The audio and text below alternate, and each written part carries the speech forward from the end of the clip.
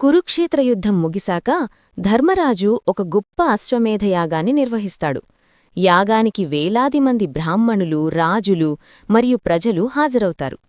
యాగానికి భారీ ఎత్తున దానధర్మాలు జరుగుతాయి మరియు అందరూ ధర్మరాజు యొక్క గొప్పదనాన్ని ప్రశంసిస్తారు.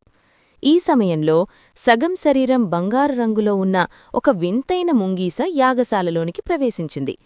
ఆ ముంగీసను చూసి ప్రజలంతా ఆశ్చర్యపోతుంటే ముంగీసను ధర్మరాజు నువ్విలా సగం బంగారు రంగులోకి ఎలా మారావు అని అడుగుతారు. అప్పుడు ముంగీస తన కథను ఇలా చెబుతుంది.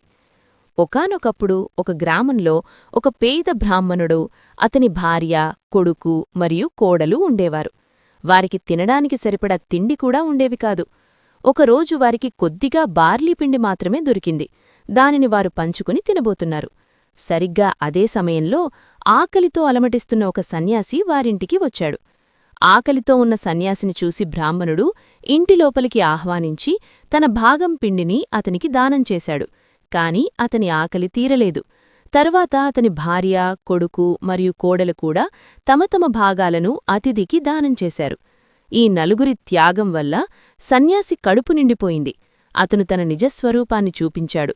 నేను ధర్మదేవతను.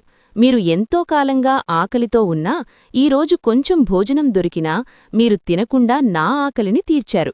మీకిప్పుడే మోక్షాన్ని ప్రసాదిస్తున్నాను అని అంటారు.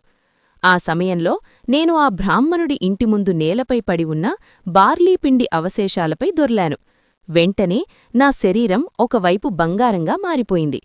మహారాజా, బ్రాహ్మణుడి నిస్వార్థదానం యొక్క గొప్పతనం వల్ల నా శరీరం సగం బంగారంగా మారింది. మీరు గొప్ప ధర్మపరులను దానధర్మాలు చేస్తున్నారని విని మిగిలిన సగం శరీరం బంగారంగా మారడానికి ఈ ప్రదేశానికి వచ్చి దొర్లాను. ఈ ప్రదేశం నా మిగిలిన సగం శరీరాన్ని బంగారంగా మార్చలేకపోయింది. మీరు ఎంతటి ధర్మపరులైనా, ఎంత దానధర్మాలు చేసినా ఆ పేద బ్రాహ్మణుడి యొక్క త్యాగాన్ని సరితూగలేరేమో అని నాకనిపిస్తుంది అని చెబుతుంది.